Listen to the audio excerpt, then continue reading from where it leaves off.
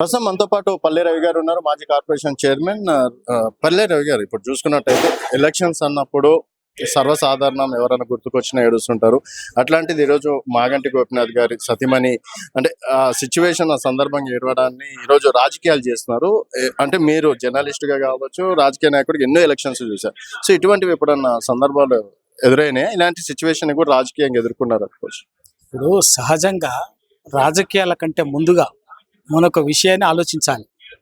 భారతీయ సంస్కృతిలో ఒక మహిళ తన భర్త ఆకస్మిక మరణం చెందినప్పుడు ఆమె బాధ సహజంగా ఉండేటో వర్ణతాతీతం. ఇది భావోద్వేగాలతో సంబంధించినటువంటి వ్యవహారం. అది మనం అనేక సందర్భాల్లో సాధారణ మహిళతో పాటు సెలబ్రిటీలు కానీ రాజకీయ స్థాయిలో ఉన్నటువంటి వాళ్ళకు కూడా ఎవరు దానికి మినహాయింపు కాదు.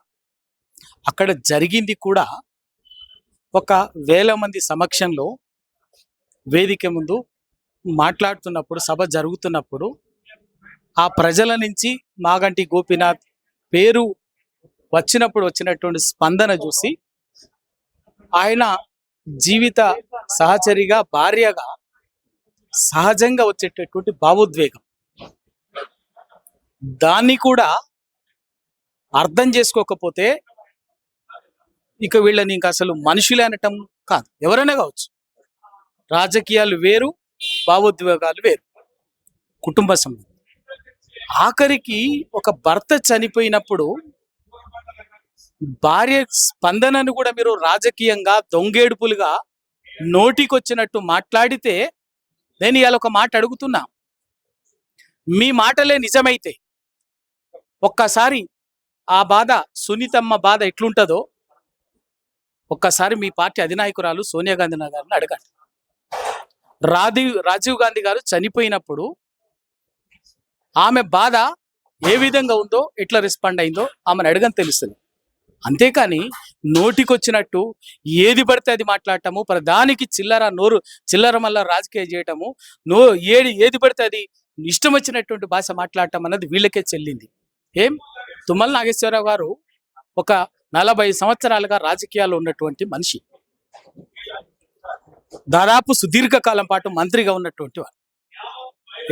ఎన్టీ రామారావు ప్రభుత్వంలో, చంద్రబాబు నాయుడు ప్రభుత్వంలో, కేసీఆర్ గారి ప్రభుత్వంలో, ఇవాళ రేవంత్ రెడ్డి గారి ప్రభుత్వంలో సుదీర్ఘ కాలం పాటు మంత్రిగా పనిచేసినటువంటి వాళ్ళు. తెలియదా మనుషుల స్పందన ఎట్లా ఉంటుందో?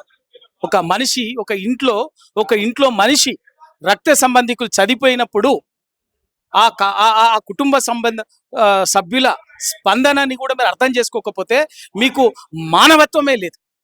మీకు ప్రతిదీ రాజకీయం చేయటం తప్ప, అధికారం కోసం ఏ చిల్లర పని చేయడానికైనా, ఎక్కడికి దిగజారడానికైనా మీరు సిద్ధపడేటోళ్ళే తప్ప రాజకీయం మీరు కనీసం నిజంగా కూడా ఆ మానవత్వం లేనటువంటి మనుషులు మీరు కానీ మాట్లాడతారు. ఇవాళ ఎందుకు అంటే, ఇవాళ ఈ రోజు జూబ్లీహిల్స్లో, ఒక జూబ్లీహిల్సే కాదు, రాష్ట్రంలో అధికారంలోకి వచ్చేందుకు కాంగ్రెస్ పార్టీ ప్రజలకు ఇచ్చినటువంటి 420 హామీలని దేన్ని నెరవేర్చకపోగా, హైడ్రా పేరు మీద, మూసి ప్రక్షాళన పేరు మీద, లగచర్ల లాంటి అనేక సంఘటనలతోటి పేదవాడి భూములు గుంజుకొని, పేదవాడి ఇంటి మీదకి రాత్రే బుల్డోజర్లు పంపి, గుండెల మీద బుల్డోజర్లు దింపి రక్తం బారించినటువంటి, ప్రాణం ఉసురు తీసుకున్నటువంటి దుర్మార్గమైన రాక్షస పరిపాలన నడుపుతున్నటువంటి మీరు.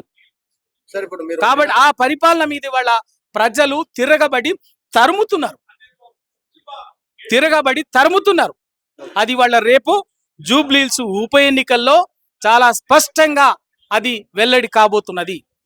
దాన్ని తట్టుకోలేక డైవర్షన్ కోసం చిల్లర మల్లర రాజకీయాలు చేస్తూ ఇవాళ ప్రజల అటెన్షన్ ని డైవర్ట్ చేసే పని తప్ప ఇదేమి కాదు. సార్, ఇప్పుడు మీరు నినాదం ఇస్తున్నారు, సంక్షేమ పాలన కావాలా లేకపోతే బుల్డోజర్ పాలన కావాలా అని.